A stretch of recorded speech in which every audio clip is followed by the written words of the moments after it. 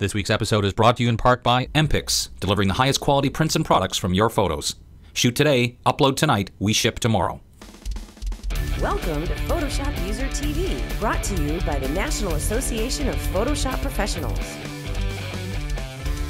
And now, here are your hosts, the Photoshop guys.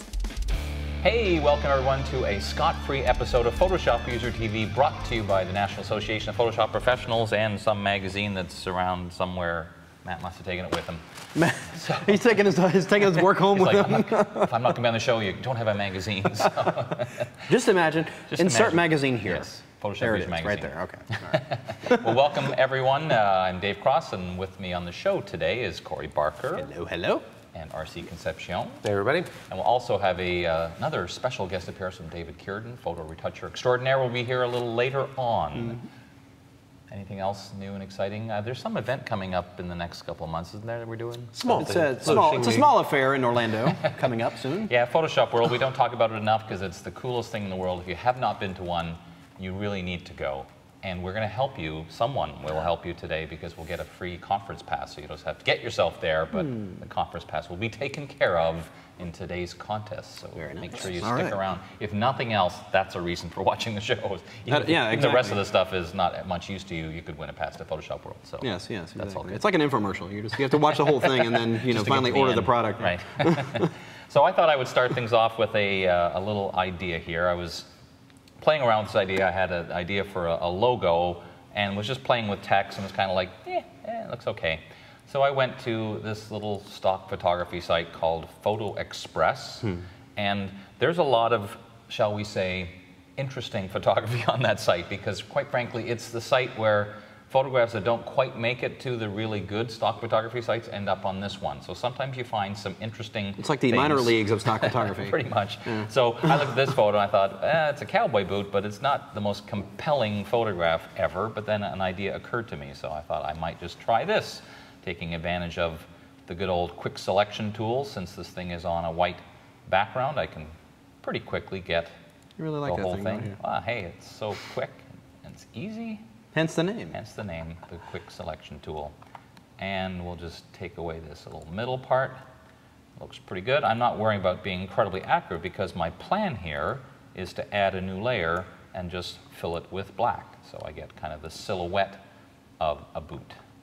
Now I'm going to go back here, put another new layer, and I just want to add a little bit of kind of detail. So I'm just going to use my paintbrush. I'm going to lower the opacity, switch it to white. So I'm on a separate layer here, and of course I would normally do this much more carefully with like a Wacom pen, but so just kind of adding a few little details that you might see like this.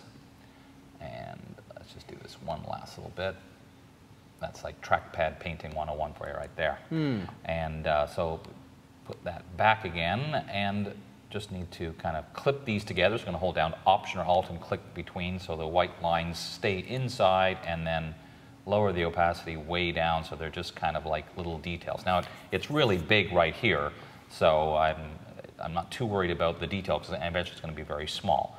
I'm going to take these two layers and convert it to a smart object just so it gives me more control, and then drag this over to my other document where it will be extremely large. So I will hit Command or Control T for free transform, and then Command or Control 0. Hold down Option or Alt and the Shift key so I'm pulling it down to the size, and we'll flip horizontal so it's kind of the correct size. Kind of get it in here or something like that. I might just actually rotate it a bit more. And all that would remain would be to go into the original Type 1 and just put a space instead of the letter L and use Option or Alt and the arrow keys and just kind of spread out the word so I get a nice little effect where I've taken what started with a kind of a mediocre photograph and ended up with a little logo idea of just a simple silhouette. So just an idea to say if you look at a photograph and you kind of go, the photograph itself is kind of okay, but the shape of it is interesting. It's always something to think about when you look at a photo, especially if it's really low res. You think, I can just use this image is useless. But think about the shape, like you're saying, you're just using the shape of the image. So there's different possibilities, with any kind of photo, really. So I love that. Awesome. Cool. I like that. You got a little tip for us? Yes, I actually do. Let's take a look here. I have let me just go ahead and open up Photoshop. I recently did a band shoot with a group, kind of people that you totally want to run into in a dark corner. This is Sister Kill Cycle, right? That's any band with the name Kill in it, as you know, it has to. Right? I thought that was awesome. You know they got to be awesome. Take a look at this. Now, it's actually tonally correct. Like, we wanted a really kind of dark, gritty look. But the location that I was running into was really, really tight. It was a really cool location, right? There was a lot of stuff here. This is like a trough sink. This is one area that's over here. However, the problem that I ran into with that was I couldn't get the massiveness of the situation and also get them kind of in the frame at the same time to be able to do some stuff. And I was sitting there and I was just like, well, what do I do? What do I do? What do I do? One of the things that I think that's really cool about CS5 is you do have the option to be able to kind of do some sort of lens correction. So in here, if I went to filter and lens correction, automatically all of that information would be picked up and it would do this geometric correction. So you'll see here, it does some, which I think is okay. Let's just say that I use that as a start. However, there's going to be some times where you're going to need to know a little bit more than just that regular correction. You're probably going to need to be able to bump it up a little bit. And you really can kind of see it here in this sweep. And I'm like, well, you know, how do I make that work? If you do a Command and Control T, one of the things that a lot of people don't know is that if you hold on the Command key and click on one of the corners, you can do a little bit of skewing. So you can grab this and you can kind of move this around and kind of straighten him out just a bit more and kind of get it a little bit closer to what it is that you want to be able to do. But there's going to be some situations in which that's not good enough either. So when all of that fails and you kind of want to Hail Mary on something, I usually tell people, check out the Puppet Warp tool. So under the Edit menu, you have your Puppet Warp section here. So I'm looking at this and I'm like, all right, well, this mesh isn't going to necessarily help me, so I'm just going to Command and Control H to hide it. Right off the bat, I'll come in here and I'll hit the foot. I hit the groin area. Belt buckle. The belt buckle. And you know, I usually just kind of paint it out just to make sure that it's a little bit more, right? So here, I did that. I can probably, if I don't like where that's transforming, I could always delete the pin, put a new pin in a new area, and kind of bring that back out. Let's go back to the belt buckle and kind of pull it back in and out. And a lot of the times people see the Puppet Warp tool as kind of like you put the pin and then you're done. What I tend to do is I'll put a pin, bring an area in, then I'll go, all right, well, I'm done with that pin. I'll delete that pin by right-clicking on it, put a new pin in a new area, and I'll continue to kind of just pin out all of these things. So I'll go right here. This area I need to kind of play with. I'll bring that area up. I'll bring this area up. And you play around with it, you can get some really interesting transformations once that's committed. So experiment with the Puppet Warp tool. Experiment with those skews and transforms. Let me just show you kind of what it looked like when it was all said and done. We have this area here, and I'm just going to go ahead and just boost this ever so slightly so you can take a look.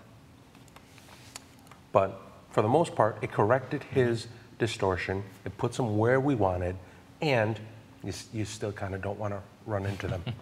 But, so a little quick tip on being able to do a Puppet Warp. I love how the layers keep getting pulled back on Puppet Warp. You know, it's just like every time there's something new, it's just like, oh, you can use it for that? Yes, you can. So, and being the smart object fanatic that I am, of course, you can also turn a layer into a smart object. So when you do the Puppet Warp, you can go back and edit it even after you're finished, which is also very cool. All right, very nice. Well, we're going to take a short break. When we come back, Corey's got a tutorial. David Cuerdon's going to be on the show later. We got our little trivia and a chance to win a trip to Photoshop World. So don't go anywhere. Come right back. Right here.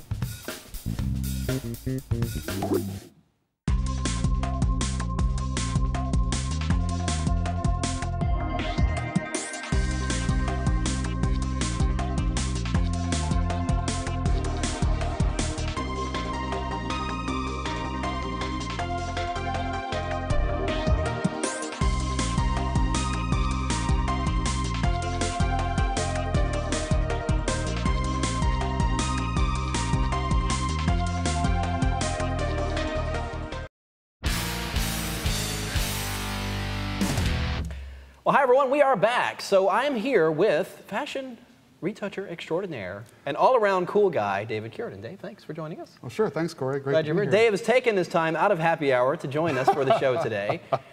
But sorry to tear you away, but we just wanted to have you come on and do a quick tip for us, but then you can go right back to it. And we'll all be joining you later, of course. So. Great. It sounds good to me. No. Dave's been in here working tirelessly, getting some new courses done for Kelby Training, so we've pulled him away to have him do a quick tip for us here on the show. So what have you got for us, sir? Well, a big request I get from people all the time is how to get rid of braces in photos, braces on teeth. And to be honest, I couldn't find anybody to photograph who had the old school, really big, nasty looking braces on their teeth anymore.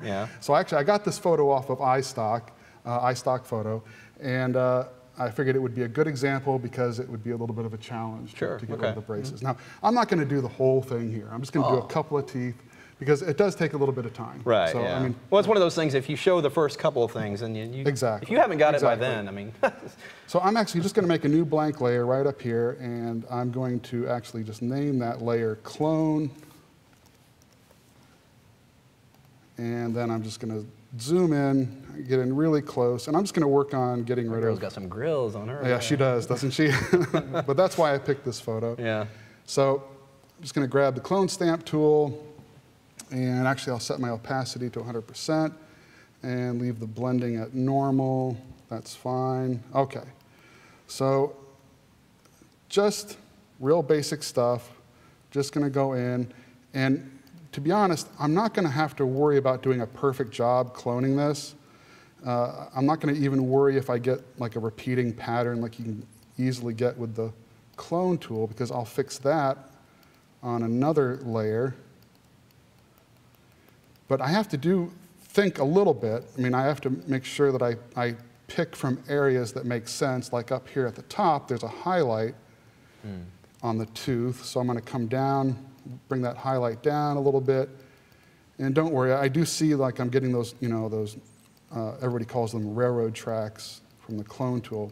But again, it's okay because I'm going to fix that in just a bit on another layer. And again, I'm not going to. And now you're just clicking and dabbing with the mouse. You're not I'm just using the mouse. And moving around. Back up a moment. There we go. Almost like you're resampling each time you click. Yep. Yeah, I try to resample from a new place as much as possible. And here, let me just go this way a little bit. And for this one, I want to make sure that I get that little seam between the teeth lined up. That's pretty good. Okay. And maybe I'll do the side here real quick, too. Why not? Okay. Now, that tooth looks pretty good. It's not perfect, though. The way I make it perfect, then, is I make another blank layer, and I name that layer Paint. And I just go and I grab my paintbrush, and maybe that brush is a little big. Perhaps. Make it a little smaller. And then I just periodically, what I do is I hold down the Option key, or Alt on Windows, and I just sample. Every time I hold down that Option key, it becomes the eyedropper tool. And I just sample areas that I'm going to paint. That is, I find the color, I'm going to use the paint. And I'll switch over here, and I'll clean this up a little bit. And so through the process of just using two layers, one for cloning and one for painting, I can pretty much clean up absolutely everything. And then, just so you know, whenever you do painting like that in Photoshop, it's not going to look very realistic until you go up and just go up to Filter, Noise, Add Noise, and make sure it's checked to monochromatic. I prefer to do uniform for distribution, and in this case, all I need to do is add about 1% of noise to that paint layer, and it'll make it blend in perfectly to the others. So let's just back out for a sec, and then through the magic of having done the work previously, I'll just turn on. Look at the magic trick. And I did, after I painted and cloned away everything, I noticed that the teeth were a little bit yellow, so I just went and added a hue and saturation adjustment layer and brightened up the teeth, got rid of some of the yellow. And let's take a quick look at her. Backed out. Very nice. And there you go. So start to finish, getting rid of those huge braces like that, it took me 18 minutes timing it. Start to finish, 18 minutes. So not terrible. No.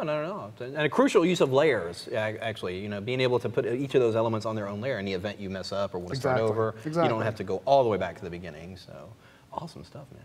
As usual. Well, thanks, Corey. Now, of course, as I mentioned earlier, Dave is doing some Kelby training classes, some new ones actually, but you've already got a few classes online. I do. Right now I'm working on an update to my most popular class, and it's also a DVD. This one's the Photoshop CS5 Beauty and Portrait Retouching Kit. So I call it a kit because I give all these brushes and actions and color swatches, custom shapes. It is a tremendous class. So if you didn't see it for CS4, definitely check it out. If not, but wait for the new one to come out. But it was one of our most popular classes in the past year, and he's here to do an update of that class. So where else can people find out more about you? What have you been going to be doing up? Well, I'm actually going to be teaching at Photoshop. You're going to be at Photoshop World, yes. You were. This is going to be my 14th Photoshop World I've gone to. So, and I'm thrilled. It's so much fun teaching at Photoshop World. You know, the only thing it's fun being on the other side, isn't it? Yeah, I know. Like Dave and I we were both attendees. We were NAP members and attendees at Photoshop World for years. You know, and eventually started teaching there and everything like that. It's that much more fun when you're there as an instructor. So it's a great time. So be sure to look for him there at Photoshop World. And what else? Anything else you got? Well, I'm actually in 2 weeks. I'm going to be teaching at WPPI in Las Vegas. That's the World Professional Portrait Photographer. It's something like that. It's something we just like call that. it WPPI. It's the WPPI conference. And you have a website as well. I do. Cuerdon.com. That's my last name. It's CUERDON.com. That's me. Very cool. We'll certainly have that site on the page right here, so definitely check that out. Well, Dave, thank you for joining us here. Thanks, Corey. On Photoshop User TV, and we'll be back to you guys in the studio. So I'll go back to the bar. If we hurry, we can get the last 10 minutes of happy hour in there. So. Kelby Training is really known for great online training and got lots of classes on all sorts of topics: web, photography, design. What many people don't realize is that we have a ton of titles all about video. Teach you how to use Photoshop to make graphics to work with video, Final Cut Pro, Apple Color for doing color grading and image manipulation, Apple Motion for motion graphics, as well as stuff that covers After Effects. So we got things for graphic designers. We've got you covered. These tools should be fun to you. The world of video is great, and if you're brand new to this, it's okay. You could jump in too and learn how the pros do things. My job is to help you have fun and get your job done quicker, getting the job done fast. My name's Rich Harrington. I've made my background doing all sorts of types of video. So let me help you have fun again by showing you new things that maybe you didn't know how to do and help you have a good time doing it.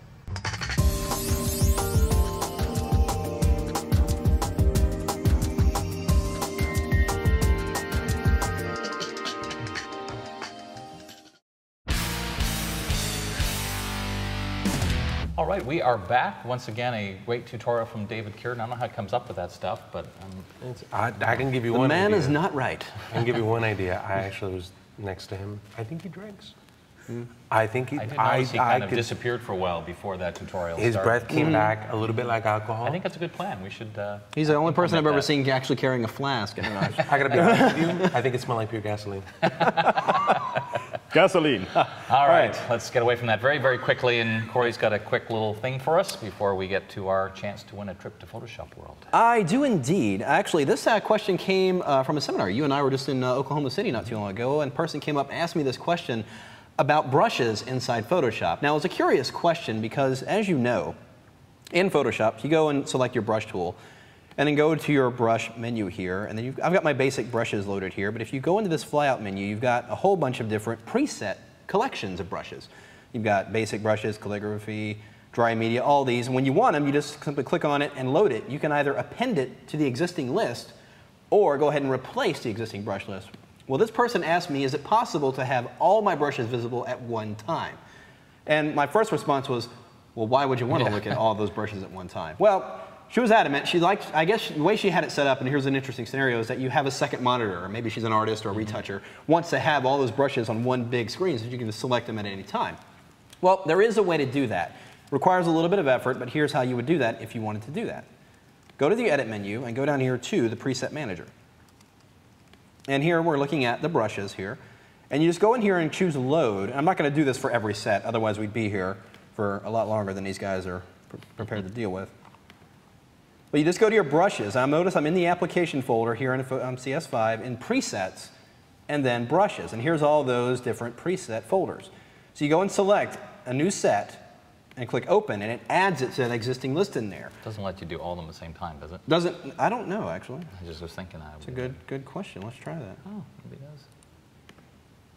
Ah, it does. That saves some time. Well, that saves some time. So just select them all, and then click load, and then load the entire set in here. But now, what you want to do is select. And now obviously, in every preset, you're not using every single brush. There are some sets that have cool brushes, but they're not all great. So what you can do is, if you want to see every one of them, just select the first one at the top here, go down, and then hold down your Shift key and select them all, and then go and choose Save Set. Now, if you wanted to just select individual brushes, you could just hold down Command key and select the specific ones you want. Go ahead and click Save Set. Save that as, call it Master Set or whatever you want to call it, and save it to a designated folder. And then when you're ready to load it in, just go back to that brush menu here. Go back here to Load Brushes, locate that set, and when you load it in there, it'll show every single brush in Photoshop in your main brush window. If you decide to go that route, I'm not sure you would, but that is how. Well, I think part of the reason that we're doing it that way is some people just go into the brush picker and go load, load, load, load, load, so they have them all, but then that's a one-shot deal. This way you can anytime. Well, they're loading them so they can see them all. Exactly. So yeah, so definitely. So cool. Yeah. Good tip. All right. Well, as we mentioned before, Photoshop World is coming up, and we've got a prize to do that. Now, we kind of changed things up with the last show, and we're going to keep doing this, that the trivia is now just for fun. You don't have to answer the trivia question to win the contest. You just go to the Kelby TV page and make a comment. Oh, really? Usually something like, wow, you guys are awesome, I hope I win the prize, or something like that, whatever you like to say. So just because you're probably interested, last week I asked the question, where do you find an option called Reverse in Photoshop, and it's under the Layer menu under Arrange. You want to rearrange the order of your layers. So if you're interested in the trivia part, you can answer this question, where do you find an option in Photoshop called Clipped? Clipped. So if you want to enter that little, or add your trivia answer, that's fine too, but otherwise just go to the comment section, add a comment, and you could win a pass, full conference pass to Photoshop World in Orlando. I do have to say this though, while we have a thing, something just came up on Twitter. RC Ritz, Richard Kritz, I just finished telling him, I was like, we're taping Photoshop User, and he's like, maybe you can convince them not to pick on you today. Good luck. You'd be surprised as to how much picking on one another we do here in this office. You only see a small part of it on the show. You see a sliver. So it's like a lot of the times it's one of those things where people usually have this, well, don't pick on Matt, or don't pick on so-and-so, don't pick on... You guys see one small part. Chances are, Matt did something. So it's one of those things to kind of keep in mind. But Richard, thank you so much for coming to my defense. I appreciate it. And in this case, we had a special guest that we could pick on and make fun of. So that's right. That worked out very well. The alcoholic. No, and for the record, he does not drink. That is not... The next time we have that lush on the show, it'll be... Never know. Totally doesn't. David, we're really happy that you were here. Yep. So. All right. Well, I think that about wraps up today's show. So thanks for watching. Thank you, as always, to our sponsors. Corey, say goodbye. Bye. See you later. See you next time. Take care.